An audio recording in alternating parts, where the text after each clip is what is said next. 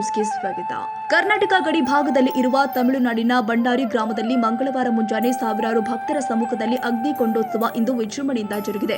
ಈ ವೇಳೆ ಬಣ್ಣಾರಿ ಅಮ್ಮನ ಜಾತ್ರೆಗೆ ಲಕ್ಷಾಂತರ ಭಕ್ತರು ಸೋಮವಾರ ರಾತ್ರಿಯಿಂದಲೇ ಹರಿದು ಬಂದ ಹಿನ್ನೆಲೆ ರಾಷ್ಟ್ರೀಯ ಹೆದ್ದಾರಿಯನ್ನ ಬಂದ್ ಮಾಡಲಾಗಿತ್ತು.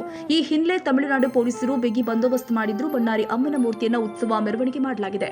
ಬಣ್ಣಾರಿ ಅಮ್ಮನ ದೇವಸ್ಥಾನದ ಆವರಣದಲ್ಲಿ ಆಯೋಜನೆ ಮಾಡಲಾಗಿದ್ದ ಬಣ್ಣಾರಿ ಅಮ್ಮನ ಅಗ್ನಿಕೊಂಡದಲ್ಲಿ ಅರ್ಚಕರು ಹಾರಿದ್ರು.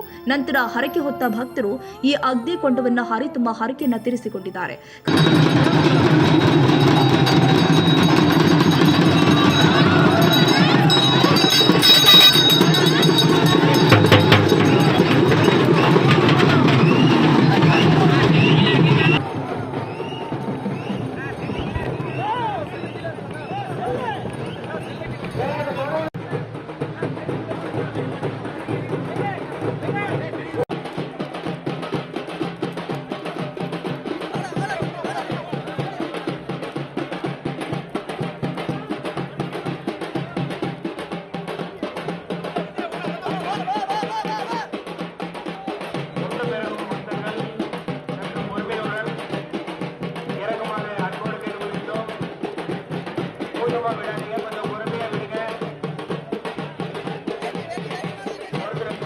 ಕರ್ನಾಟಕ ಗಡಿ ಭಾಗದಲ್ಲಿ ಇರುವ ಬಣ್ಣಾರಿ ಅಮ್ಮನ ಕೊಂಡೋತ್ಸವಕ್ಕೆ ಹೆಚ್ಚಿನ ಸಂಖ್ಯೆಯಲ್ಲಿ ಭಕ್ತರು, ಗ್ರಾಮದ ಗುರು-ಹಿರಿಯರು, ಯುವಕರು ಪಾಲ್ಗೊಂಡಿದ್ದರು.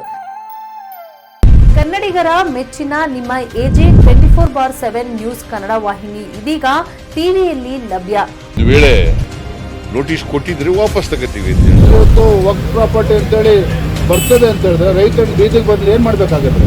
ಯಾರು ವೋಟ್ ಹಾಕಿಲ್ಲ ಅಂದ್ರೆ ಗ್ಯಾರಂಟಿನೆಲ್ಲ ಸ್ಟಾಪ್ ಮಾಡ್ಬಿಡ್ತೀವಿ.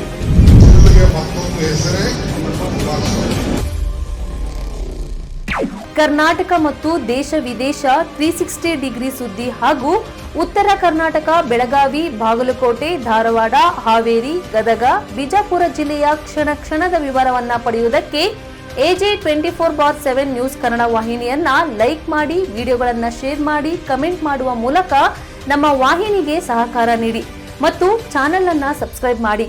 ಧನ್ಯವಾದಗಳು.